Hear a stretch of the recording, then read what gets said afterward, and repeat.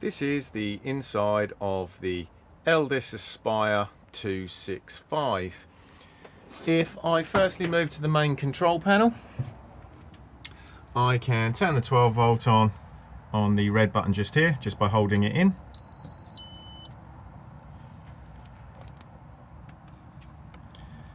On initial startup, it will let you know if you're connected to the main supply with the little picture of the 2-pin plug just here. It's also letting you know that both the leisure battery and the vehicle battery are being charged by the main supply.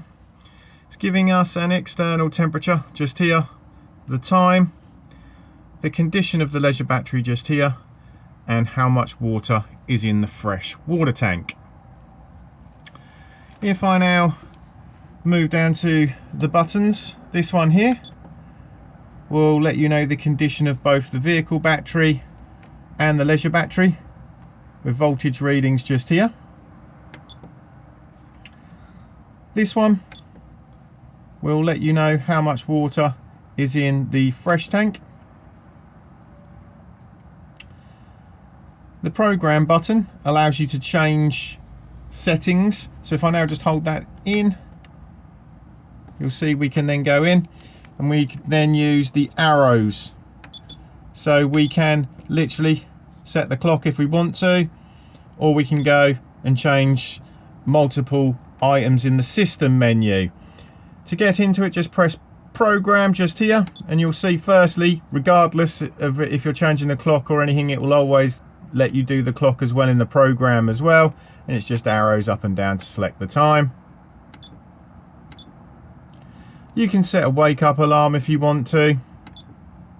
You can also change the color of this screen.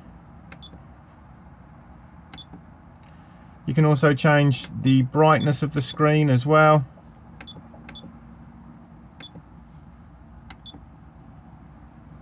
Whether or not you have beeps on and off, etc.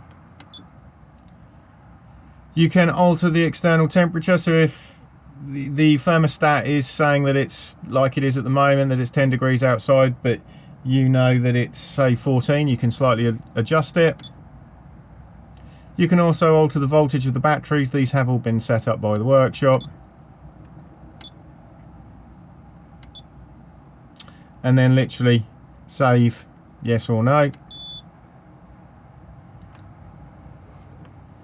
Beside the main 12 volt on and off, we then have this one here that says 12 volt. Really all this does is mainly isolate all of the lights. These can then all be individually turned on and off on their own switches. Some of the lights will not come on or go off on this particular one, i.e. the extractor fan light, and also any of the lights that are controlled on these panels just here. We then have water pump on and off. We need the water pump on so we can get water out of the taps, fill the boiler and flush the toilet. And then lastly, we have awning light on and off just here.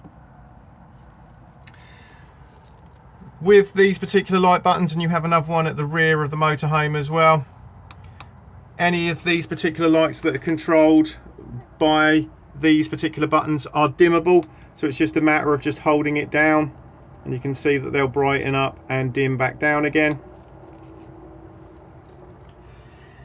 If I now move over to the Aldi control panel for the heating and the hot water system, if I now just press any button,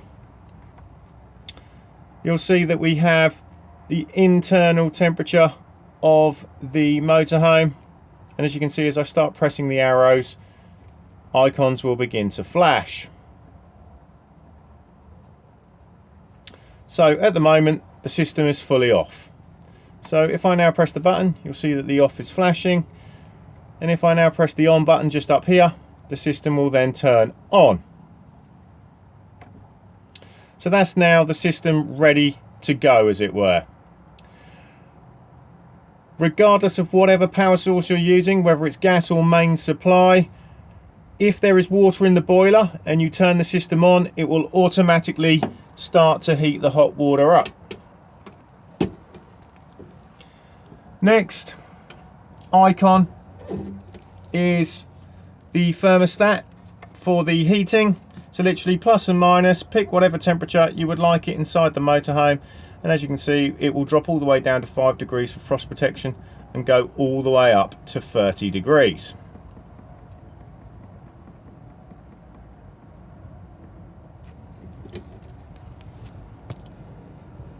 Next we have a little picture of a tap.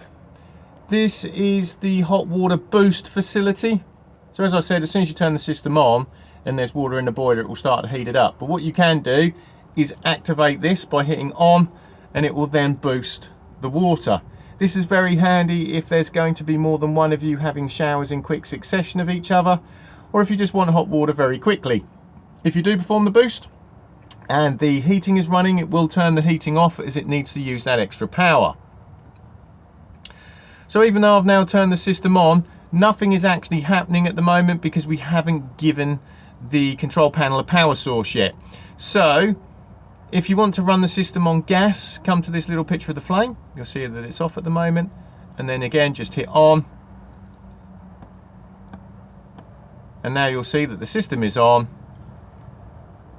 Flame icon is there indicating that we're using gas, and this little icon here represents the circulation pump for the heating, so it's just letting you know that the fluid in the radiators is currently going around the radiators. If I now go back to the gas symbol and I turn it off and then move across to the next one just here, you'll see that we have a lightning strike which indicates main supply. So if you want to run the system on mains, again just turn it on here, and you can run on 1 kilowatt, 2 kilowatts or 3 kilowatts, so all just dependent on the ampage of the site you're on to try and avoid tripping. So if I now go all the way back round again, you'll now see the system's on and that we're using main supply just here. What we can also do on this particular control panel is run the system in dual fuel mode. So you'll now see that I'm running it on both gas and main supply. This is very handy, especially in the winter months if you want to get up to temperature nice and quickly.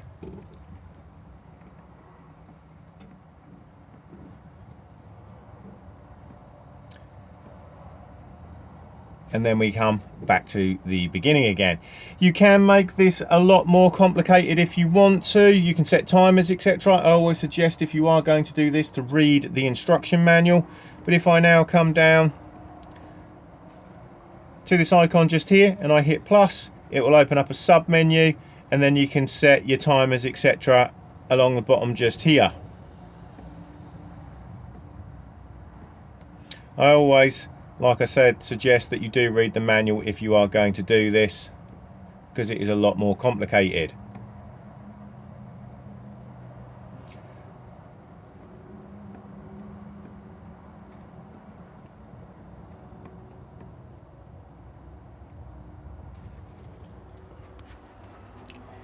If I now come to the bench seat just here and remove the cushions,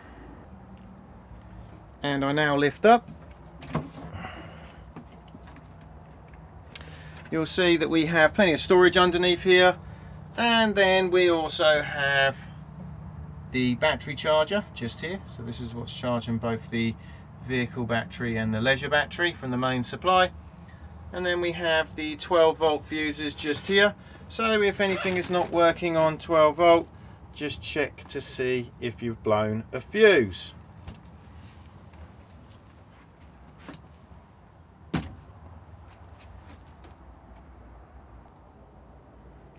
Again, if I now just remove the cushions from the two travel seats, you again can see that we have storage, and then we also have just tucked here the water pump just here, and then sitting beside that is the surge dampener.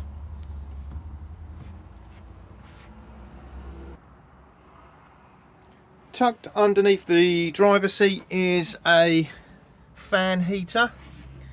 This will only work when the motorhome is connected to main supply, but it is literally just turned on and off just on the plug just here. This is very handy to eliminate any cold spots in the front of the van, as the side and front windows are not double glazed like all of the habitation windows at the rear.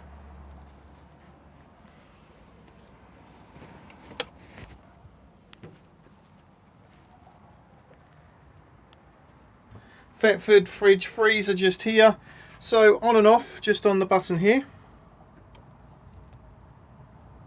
This is an automatic model, so as long as it is on A for auto, it will find the best power source it can for you. So because we're currently connected to mains electricity, you will see it's put us onto mains with a little picture of the 2-pin plug just here. If I was to now run outside and pull the mains lead out, it would then automatically attempt to fire itself up onto gas, and then as soon as I start the engine of the motorhome, it will then automatically go over to 12 volt maintain to keep the fridge cold whilst on the move. As you can see, the screen will go dark after a few seconds, but you can see that it is still running with the little green light just here. Just tap it to bring the screen back up to see what the fridge is up to. We can take it out of auto if we want, just by pressing here. So I can manually put it onto mains, manually put it onto 12 volt maintain. We are going to get an error code at the moment and a red flashing light because the engine's currently not running. And I can manually put it onto gas. Temperature control just here. And then this one here controls the unit's anti-condensation jacket. So jacket off, jacket on. You definitely want to make sure that the condensation jacket is on in the warmer months of the year. This prevents any build-up of condensation behind the unit, which would then run down the back and form a puddle beneath it.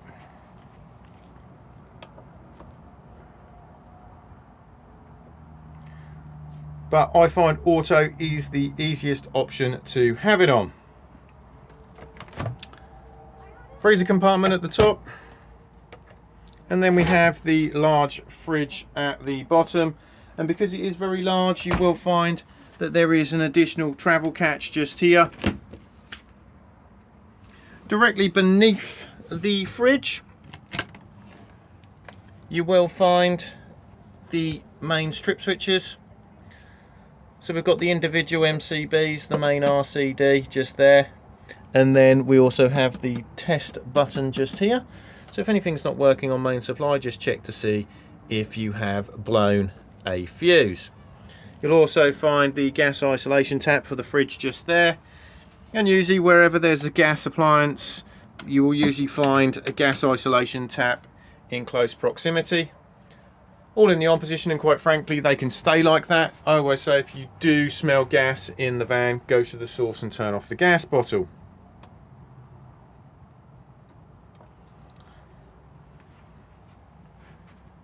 Microwave just here, so this will work when the motorhome is connected to main supply. The isolator switch for it is just up here. Always advisable to remove all contents for travel.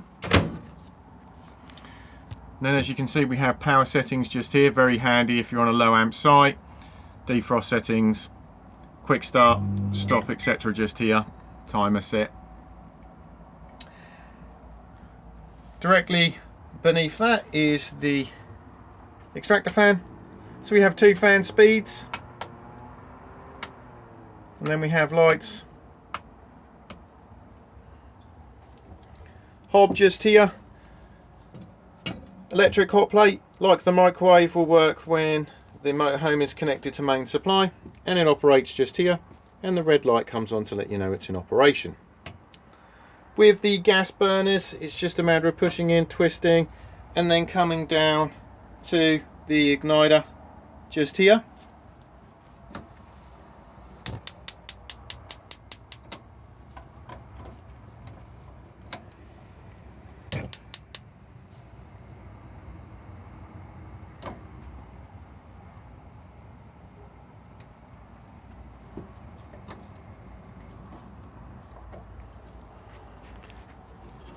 Then we have the grill, and again it's just a matter of pushing in, twisting and pushing the igniter.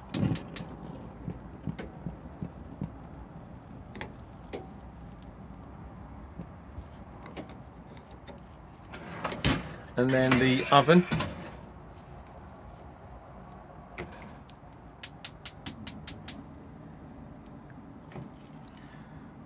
The oven also has a light.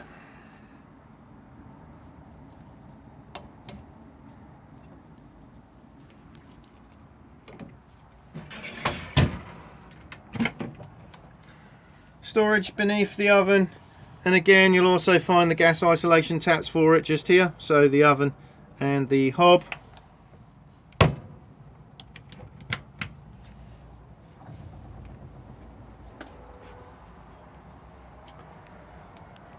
If I now go underneath the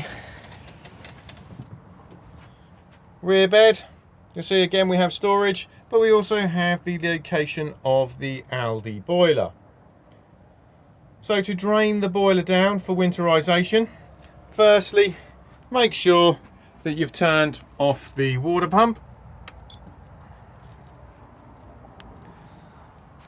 and then it's just a matter of coming to the yellow lever just here and flapping it up.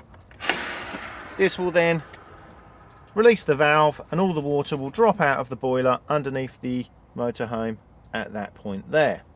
I always suggest that if you are fully winterizing, that you then also go around and open up all of the taps, because this will help release any airlocks in the system and make it drain down far more efficiently.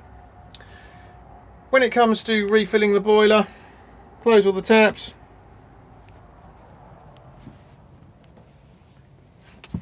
reclose the drain valve, fill up the fresh water tank, and then turn the water pump on, and then the water pump will start diverting water from the fresh water tank into the boiler. Let the pump run for a few minutes and then begin opening the taps up. They'll cough and splutter as they force the air out of the system. Once they're running freely on both hot and cold, reclose, and then the system will fully reprime itself.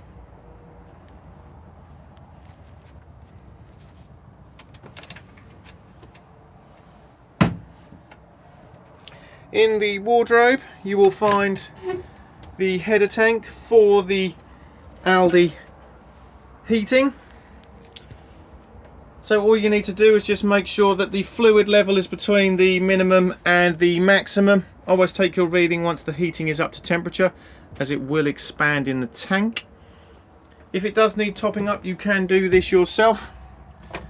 Just remove the collar, unscrew the cap and take out the little submersible pump, and then it's just a matter of topping it up. Do make sure that you are using the correct Aldi top-up solution.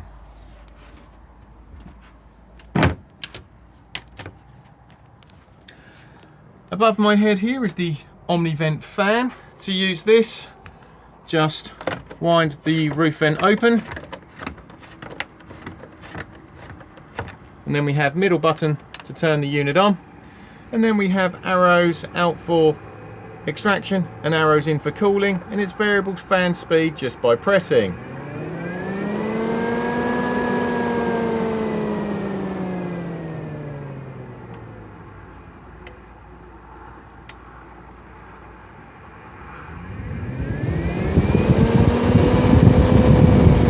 Do make sure that all roof vents are closed for travel. Beside that, we then have the PIR sensor for the auto watch alarm, and then we also have the smoke alarm and carbon monoxide alarm just here.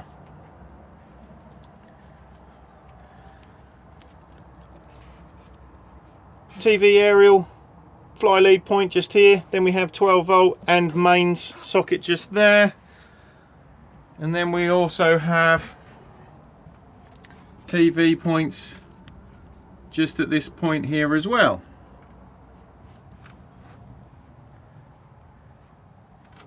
Again, we have the dimmable lighting control at the rear here as well. And if I now move into the washroom, we have the shower cubicle at the rear. Do make sure that the shower screen is secured for travel.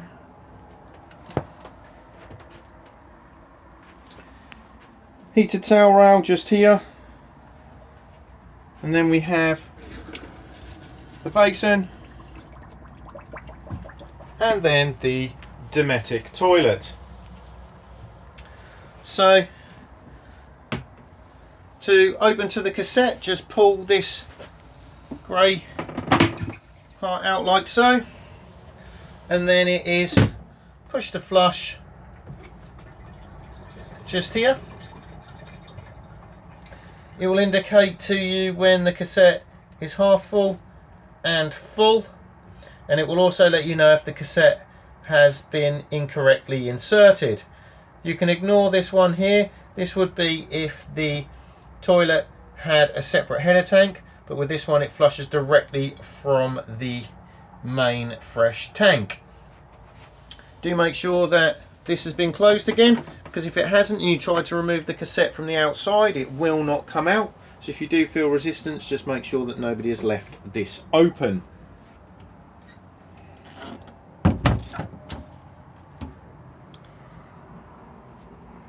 To make the front bed, you will need to lower this dinette table, but before that you will need to push the button in just here and then fold this leg, and then it lowers on this lever just here. You will also find that this table can extend, so you can pull this section out here as well for extended dining.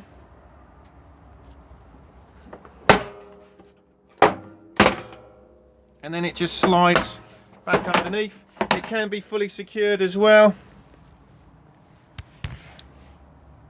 just by twisting the knob just here.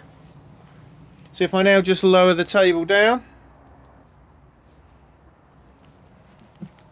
you can now see that I have folded the leg and it's all lowered and it's nice and secure. Then it's just a matter of lifting this section up and sliding it out,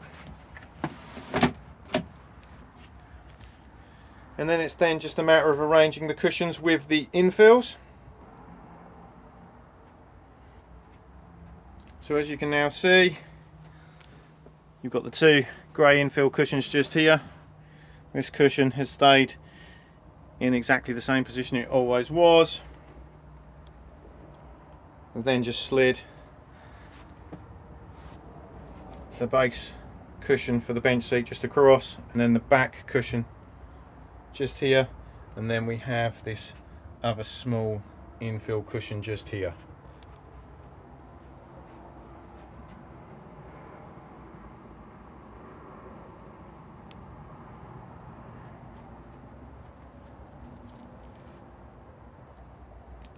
To raise the table back up, again just pull on the lever,